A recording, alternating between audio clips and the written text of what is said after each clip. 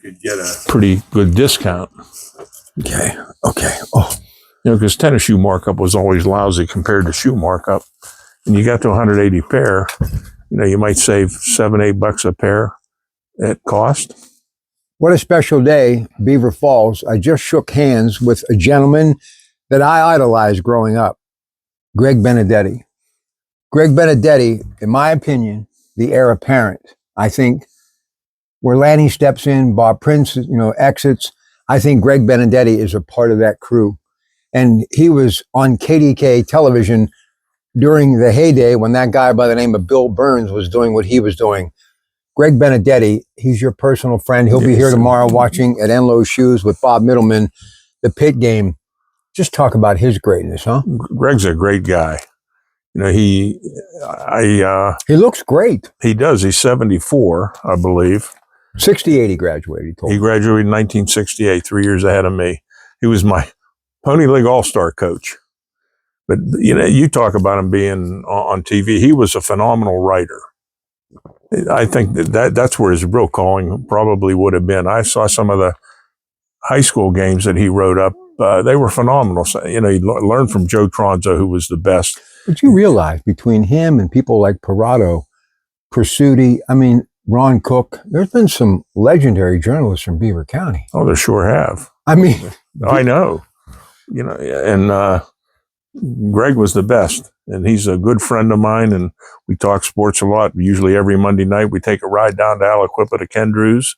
They have the best lobster bisque in the world. If you like lobster bisque, ask me anything. I'll have some sort of an answer for you. I had such a good time last week. I said, he's probably going to be upset, but I want to see if I can bother him again tonight. And no bother at all. Listen, I loved what you and Mr. Romai did for years, that bullpen thing on KDK. And I have the utmost respect for Mike and just this community. And like I was telling Chuck Winters, another friend. Yeah, he was here. When those guys were cutting their teeth and doing what they did at WBVP, I was in Ohio pretty much doing the same thing. And I really modeled my career and laid it out at WOHI with people like, so many others, Chuck Wilson and them, Jim Reynolds were doing here when I was growing up. So there's a lot of similarities. One just happens to be here in Pennsylvania and the other one is in Eastern Ohio. But this business, your shoe store, anybody that will listen, because I hadn't been in here in years, you need to come here for the holidays. You need to come here year round. I even told Greg Diolis, who's a huge Pitt fan, if you're a Pitt fan and you want anything that's Pitt, he's the guy, one-time equipment manager. But this Pitt hysteria that we all go through, basketball, of course, Pitt, Ohio State, that underway as we speak. College football tomorrow, Boston College 93.7 The Fan.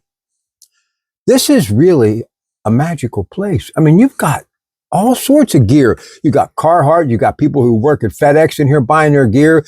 You got working people. Butch Russo was telling me that when he was a carpenter, all of his work boots, he got here. So this is a really good place. If you go to the other side and see all the slat wall up there, Butch put it up there many years ago. Let's talk a little bit about Christmas in Beaver Falls back in the day. You had a cop on every block, and the Christmas lights were just unreal going across the street. Legendary. In fact, I have, as soon as I dig it up from the basement, the centerpiece, the big light, I put it up every year in my window because I have one. One of the originals. One of those, well, probably from the 60s. Well, yeah. The big light in the middle of it dotted the eye, I guess. But Sluggo found them. They couldn't find the Christmas lights. They'd changed a bunch, and Sluggo found them, and they stored them on top of Beaver Falls Paint and Glass after that. And then when they didn't want them upstairs anymore, they had wound up in my basement. Well, when they finally cleaned all that stuff out there, I found that one. It was brand new in a box yet.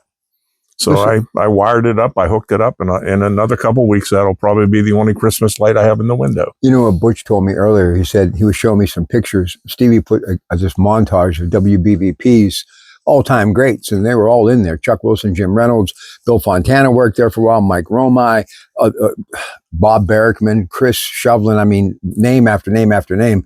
But he said, "You ever notice how Sluggo is like in every picture?" I was just going to say, I know where you're coming with. I know where you're going with this. But it's true. Yes, there was. Sluggo was in everything. Who was Sluggo? Franklin Harvey Couch. He was just our town character, I guess you could call him. What did he do for a living? Whatever. Well, he cleaned up at the radio station. When I was a little boy, he and his brother Pito used to work on the garbage truck. But Sluggo umpired. That's what I remember. And Sluggo, some of the stories that some of these guys can tell you about, I can't believe that Sluggo had a patch, number one, and he did Legion games back in the 60s. And I just couldn't get over that because you could really rattle his chain. All right, now, Bobby McDaniel, if he was here, he could help me with this because he loved baseball.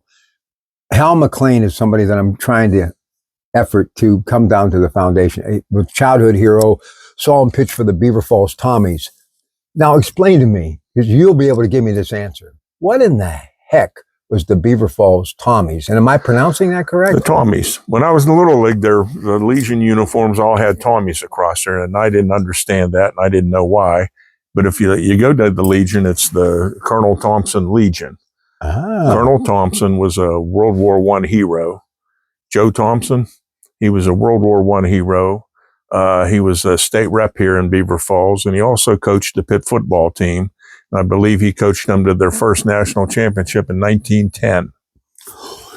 And that was Tommy. Really? Even before Jock Sutherland got there? Even before Pop Warner got there. Wait a minute. Pop Warner was before Jock Sutherland. At Pitt? Yes. I'm sorry. I never knew that. Yes. I believe he left. They're coming to pick me up. You hear the sirens? How could you not know that? I did not know that. Well, that's why you're here today. Every once in a while, I have a little bit of no. You have. So listen, I should be. In fact, I'm going to buy something again before I leave, like I did last week.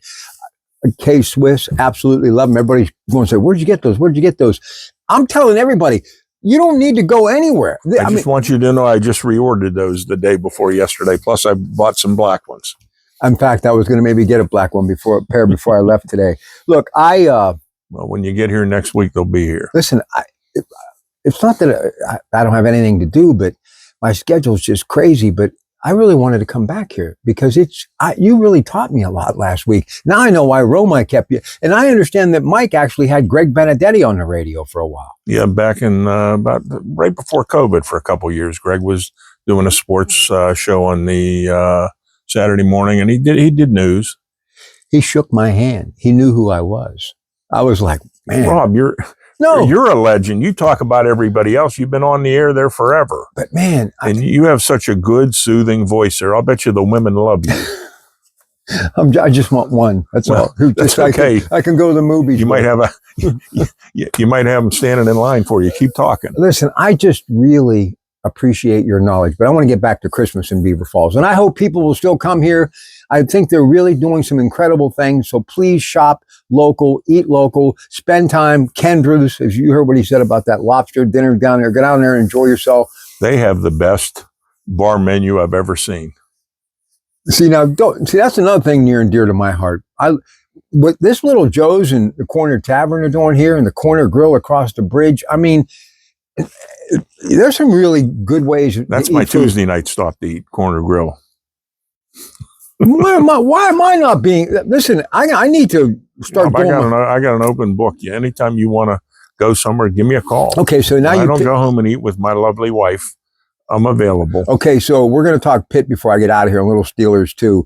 But I do want to talk about some of the other things like Christmas in Beaver Falls. What was Shoppers World? Was that like a chain? What was Shoppers World? Well, they had about 3 or 4 stores. There was one in here, one in Butler, one in Ambridge. That was Walmart before there was Walmart. That was a phenomenal store. It started out back on 12th Street.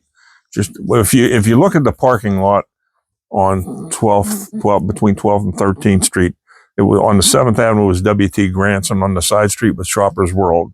And after Grant's closed, they knocked out the wall, and the whole thing was Shoppers World.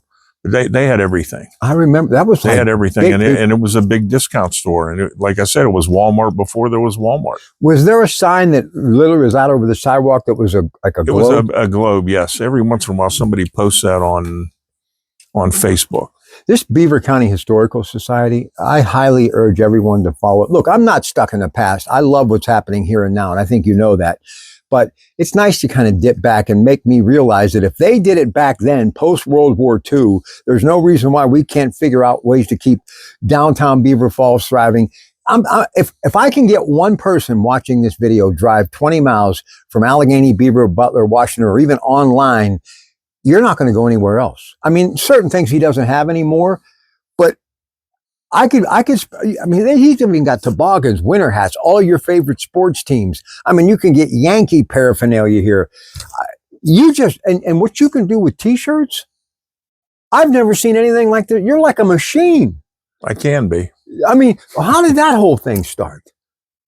I bought a heat press back in the late 70s because we got into the team business, along with, the sports. I was one of the first starter accounts here. I was the first independent Nike dealer in the county. I was a real go-getter back then. Well, a little bit younger. We all were. Oh, yeah. I get that. But starter, I went to a sporting goods show with my dear friend from Katanning that had an Army-Navy store. And starter was brand new. I think my starter account number was 14. And I bought 4 starter jackets. Boom, boom, boom, boom. I bought one of each. I remember I bought a Royals, a California Angels. I can't remember the other 2, but I sold them. Then I started taking special orders, and they grew like crazy. Oh, and do you remember AJD caps? Mm-mm.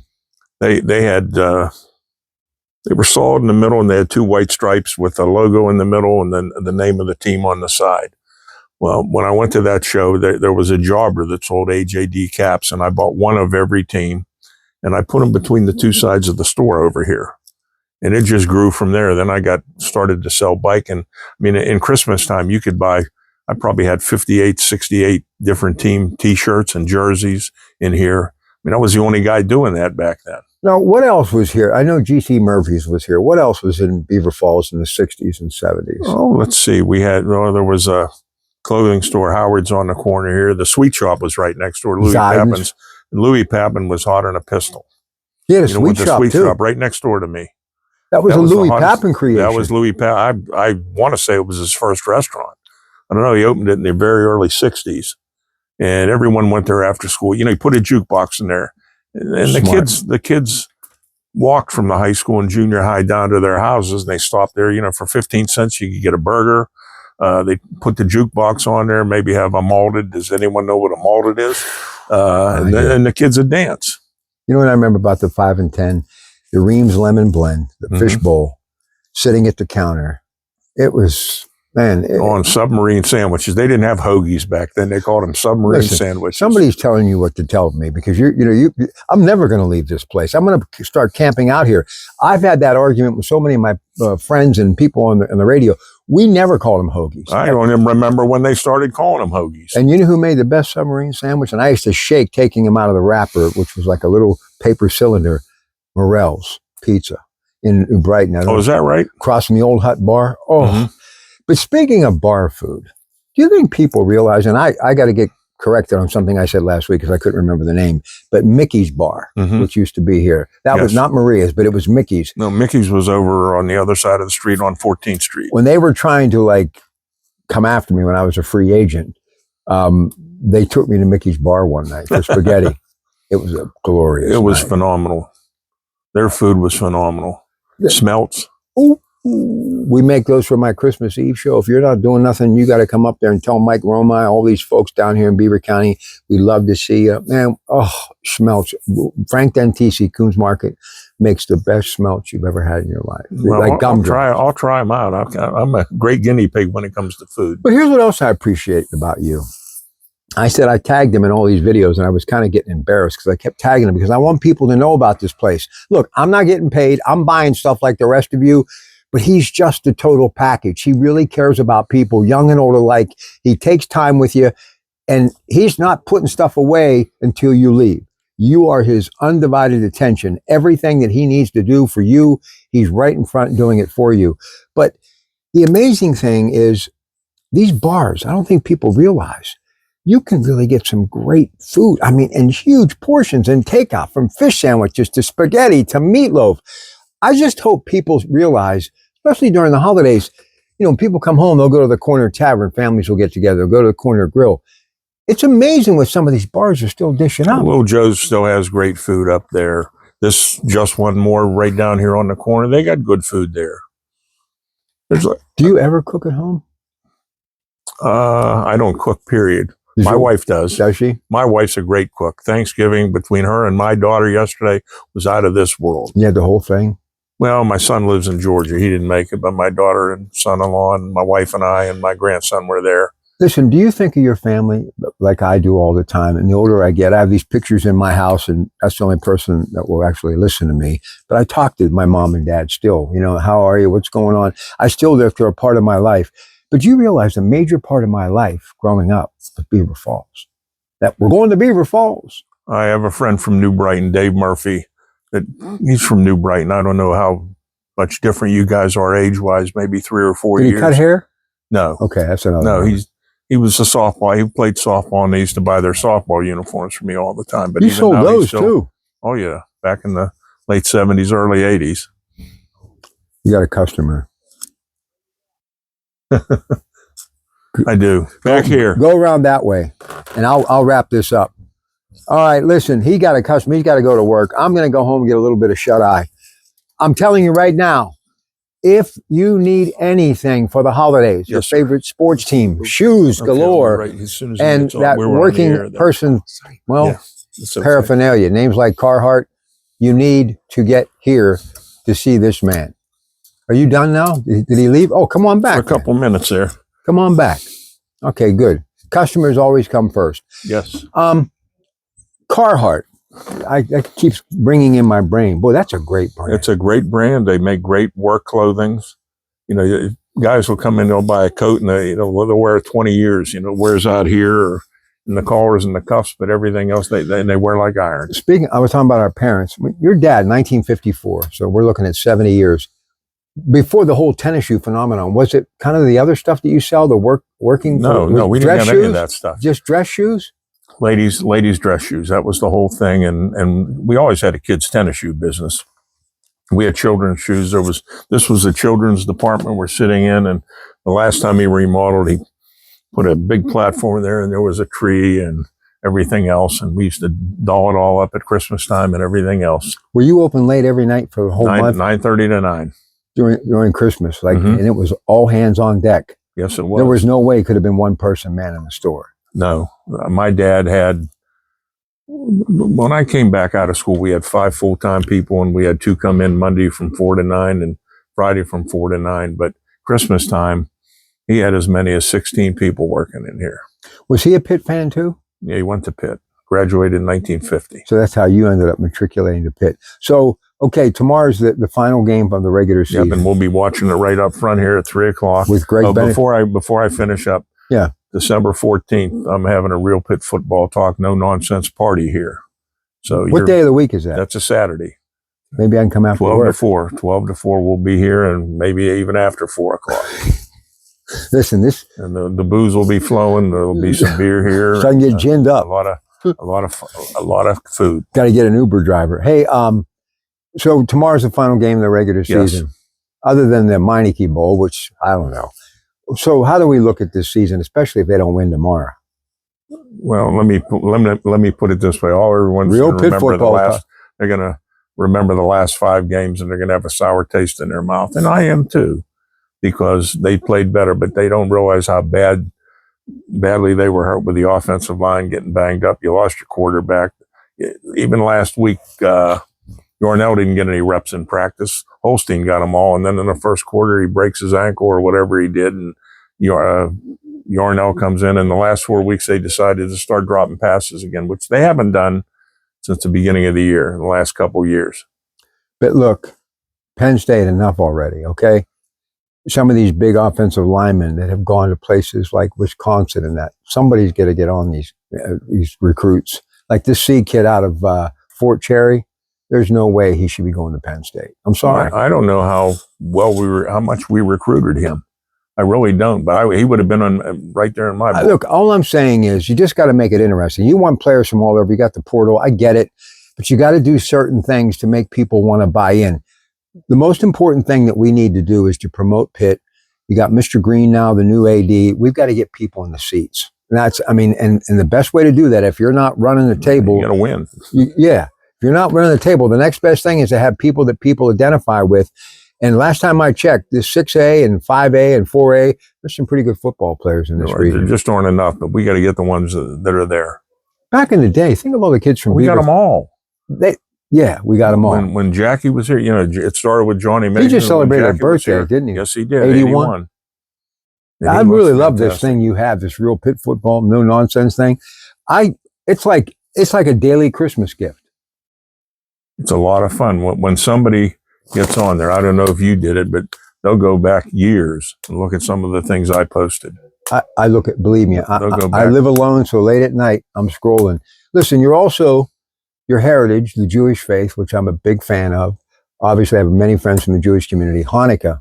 So did you get like 8 gifts when you were a kid? No, we just did it one day. One day? One day. See, now I love Jewish food too. I do. I'm telling you, I love Jewish food. Matzah soup. I'm all good, man, with that. Strites, Manischewitz, which we sell at Coons Market. I'm telling you, I love it all. And there was a great synagogue not too far from here up in Chippewa that I remember as a... There was another one that used to be downtown here. The building's still there. Where's the building? Down on 4th Street and 6th Avenue. Right, if you came right across the 10th Street Bridge, went past it was Aquino's restaurant. It was right there on the corner. Here's something else, too. One of my favorite Jewish comedians is Jerry Seinfeld. He's coming to the city again, first of the year. He's the reason why I started wearing tennis shoes with suit pants and jeans. Because he was cool. He was one of the first dudes to do it, and I fell in love with it. So that's kind of why I do it to this day. But I will say this. It may never be the Christmases that we had in the 60s and 70s, but they still string the lights. They still have a parade. There's still D&G pizza. There's still a lot. Tomorrow night's the parade, 6 o'clock. So please, I'm asking you as a friend, I don't want him to retire. And he's getting to the point now, well, no, we need him here. I was telling someone, guy doing some work at my house, I said, look, you got kids, you want to save some money, you want them to wake up and have this wonderful thing that is a beautiful pair of shoes that they can tell all their friends that they got from Santa Claus or whatever. It's here. So just please keep up the good work, okay? I'm working on it. He's the best. Bob Middleman in not kind of the middle of Beaver Falls, 7th Avenue. Yeah, well, you go up to Kelly's on 19th Street and we're on 10th Street. Here's the great thing. You know what? 1020. And we're 1024. So actually 1022-24 because this is 2 buildings. Well, those 1020, that number means a lot to me, as in KDK, where I will be in a couple of hours. In the meantime, we need a win tomorrow. Yes, we do. 93.7thefan.com. More sports, always. Thanks, man. Perfect.